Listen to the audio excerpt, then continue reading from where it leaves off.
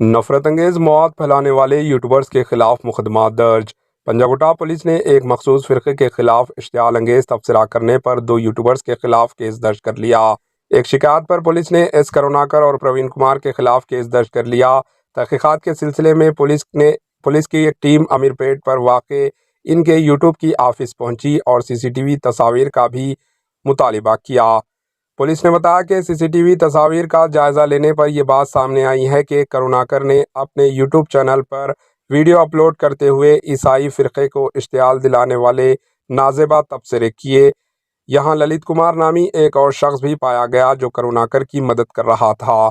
इस वीडियो के खिलाफ पंजागुट्टा पुलिस स्टेशन में अवाम का हुजूम जमा हो गया और शिकायत दर्ज करवाई। पंजागुट्टा एसीपी एस मोहन कुमार ने बताया कि सोशल मीडिया के जरिए नफरत फैलाने वालों के खिलाफ सख्त कानूनी कार्रवाई की जाएगी।